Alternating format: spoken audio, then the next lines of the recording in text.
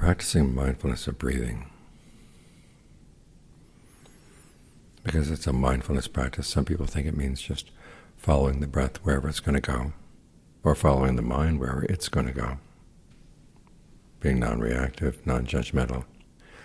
But mindfulness means keeping something in mind.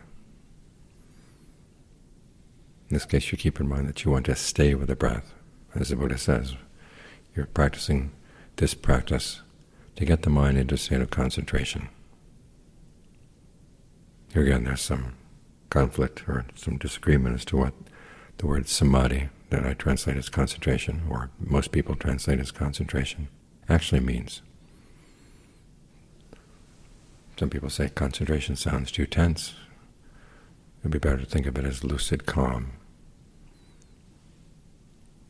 But calm is one of the factors for awakening that's separate from concentration. It's one of the precursors for concentration.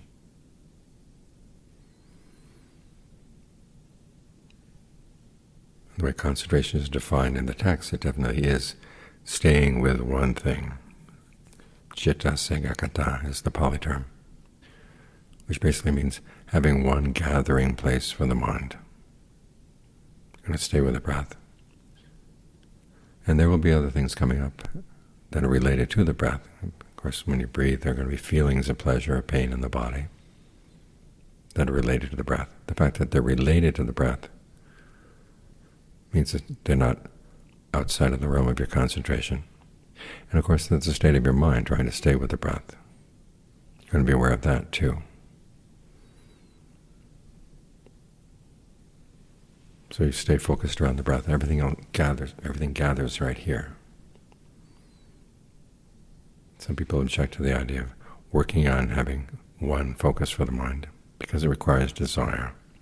But the Buddha is very clear that desire is part of the path. It's part of right effort. We're trying to generate desire to give rise to skillful qualities, and this is one of them. Get the mind still, focused on the breath. The breath is your anchor in the present moment. So we can see the mind in the present moment. As long as you're with the breath, you know you're in the present. And then you can get to see how the mind is shaping things in the present moment. You can observe it directly in action. So you're not thinking about the mind in the past or the mind in the future. You've got the mind right here, ideally. Now, sometimes the mind is not right here, or it comes and goes, in which case you have to work with it. And here the Buddha says there are three things that you do with the mind as you're mindful of the breathing. One is you try to gladden it. The second is you try to concentrate it. And the third is you release it. Gladdening means basically happy to be here. There's a quality you want to develop proactively to reduce the likelihood that you will get distracted or you will wander away. If you're glad to be here, you resist the pull to go away. And there are lots of reasons to be glad to be here right now. You have an opportunity to get to know your own mind, get to know the potentials for the breath and the mind in the present moment. You're practicing the teachings of a noble one. Sometimes it's good to think about the Buddha as you sit down to meditate. And John Swat used to talk about how it was important to develop an attitude of confidence and conviction in what you're doing right now. And part of that has to do with who founded this path. Someone who sacrificed everything to find the ultimate happiness. And then when he found it, he didn't try to sell it. He offered his instructions for free. In fact, he would wander around, find people who were ready for his instructions all over northern India, on foot, for 45 years. It would be hard to find somebody like that now. So it's good to think that you have the opportunity to practice the teachings of someone who had that much integrity and that much commitment. Whatever about the Buddha inspires you, it's good to think about that as you settle down to practice. Then, of course, there's the breath itself. You can make the breath very comfortable, and it feels good to be here. Or you can think about how the breath energy in the body has an impact on your health. If you have any chronic illness or chronic pain, you can explore how the breath energy can be of help. Because it is the energy in the body we're talking about. When the Buddha classifies the in and out breath, he doesn't classify it as a tactile sensation, say at the nose. It's part of one of what he calls the wind property in the body itself, the energy property. And that energy property is something you can sense wherever the nerves go, wherever your blood vessels go. In fact, that relates to the type of concentration the Buddha is trying to get you to develop. That's the second thing, to concentrate the mind. When it's concentrated, we tend to think of it being centered on one point. But the Buddha's descriptions, or the analogies he gives for the state of mind you're trying to develop, all make the point that we're trying to get the mind into a full body awareness. The breath fills the body, the sense of ease that goes along with the breath fills the body as well. The image the Buddha gives is like a lake that has a cool spring, and the cool waters of the spring fill the lake. Or lotuses that are growing immersed in the water, and they're saturated from the roots to the tips of the flowers in water. Or a person sitting with a white cloth covering his whole body, trying to develop a pure, bright awareness that fills your whole body. That's the quality you're trying to develop here. It's a lot more solid than one-pointed awareness. One-pointed awareness can be very intense sometimes, and there will be times when you do want to emphasize the one-pointedness of your focus.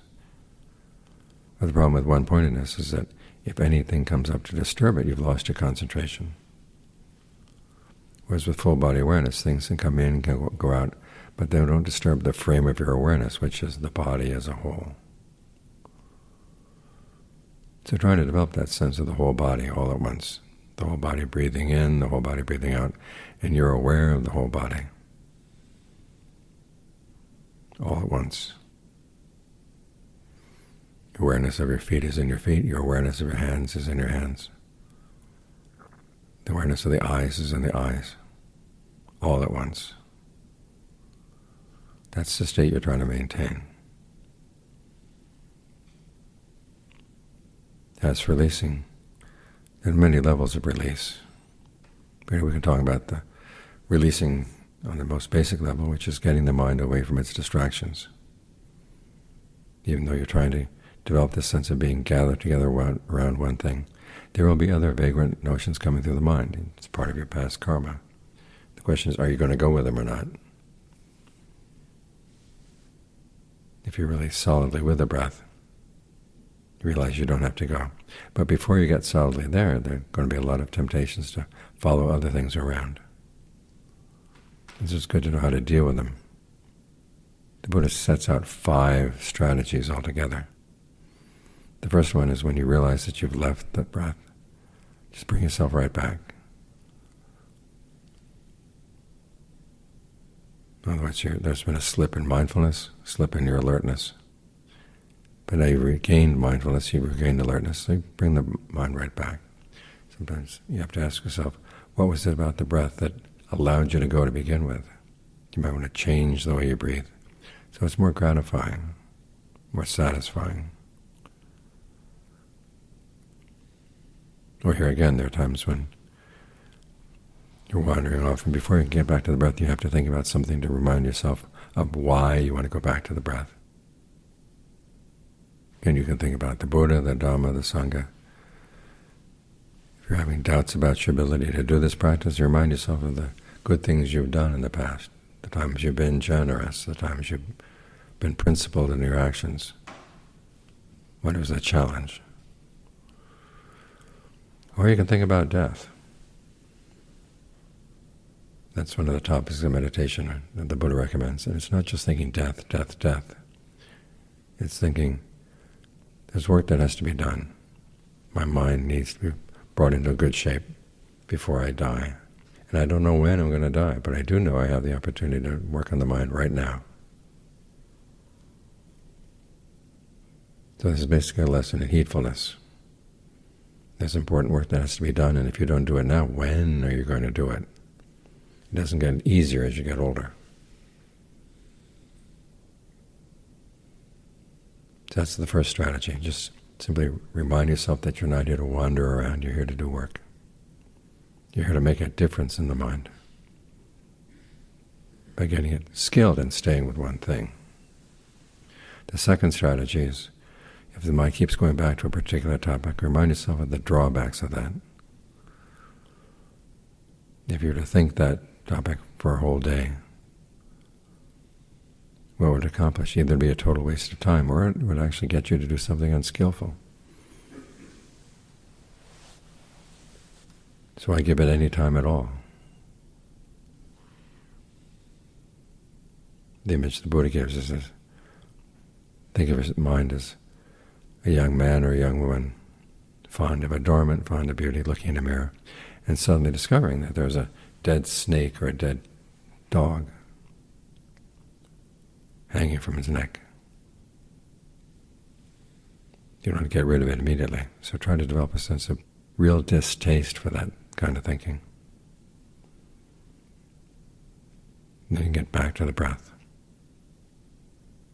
The third technique is to ignore the distraction. If it keeps coming back again and again, no matter how much you think of its drawbacks, just tell yourself, well, I don't have to pay attention to it. Here the Buddha's image is of a man who sees something he doesn't want to see, so he turns his eyes away. You can think of yourself as being in a large room like this. You're sitting in one corner, you've got work to do. There are people chattering away in another corner. If you pay attention to what they're saying, your work is not going to get done. Or you can think of those thoughts as being like stray dogs coming around asking for food. You know if you feed them, they're going to hang around, so you just don't feed them. And they'll whine and they'll whimper.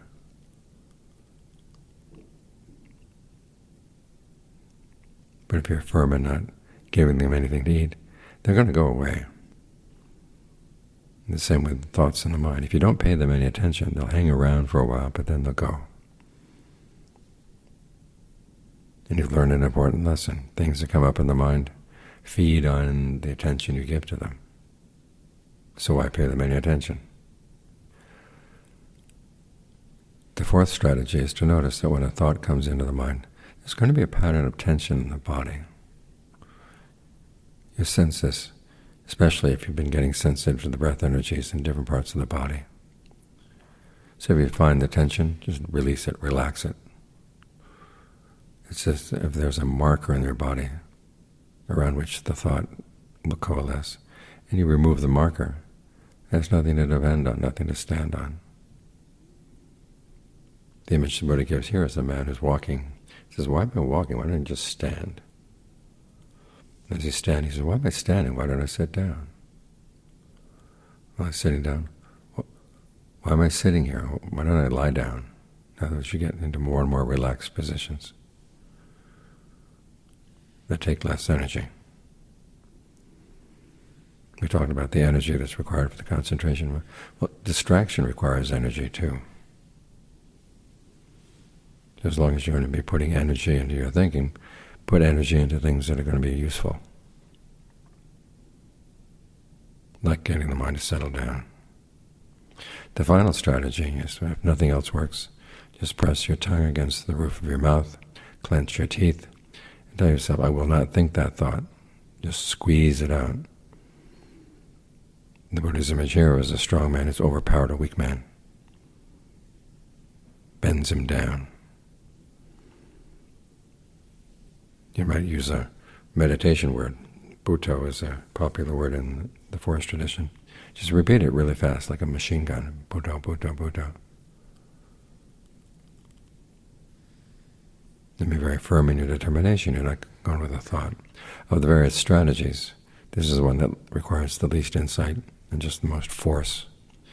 And you won't be able to keep it up for long. But it can clear the air.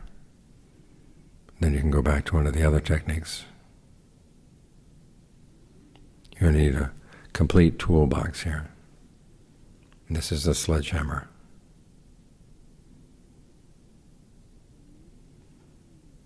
There's not just one way you can deal with distractions. There are 5 main ways. And then there are specific ways of dealing with specific distractions, like sleepiness or lust, lustful thoughts. But everything falls under these 5 main categories.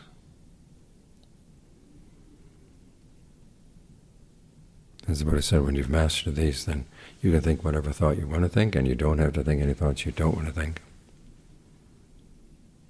And what he doesn't say, but what is actually true, is that you get more and more skilled in deciding what's worth thinking. Your standards for what's worth thinking grow higher. And you're more inclined to want to let the mind rest when it can. So it's not thinking unnecessary thoughts, not wasting its time, not wasting its energy. That's the way you can maintain that state of the mind being gathered around one thing. You release it from its distractions. You get it concentrated in the sense of being solidly filling the whole body. And you're glad to be here.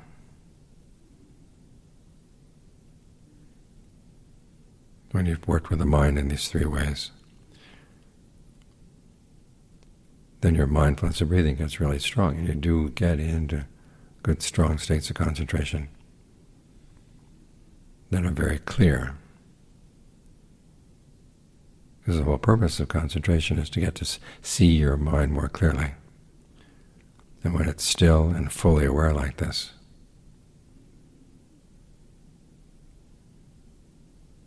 that's when your sensitivity to what's going on in the mind will grow. And you're in the best place to be, to see what's happening as it's happening, and be able to do something about it.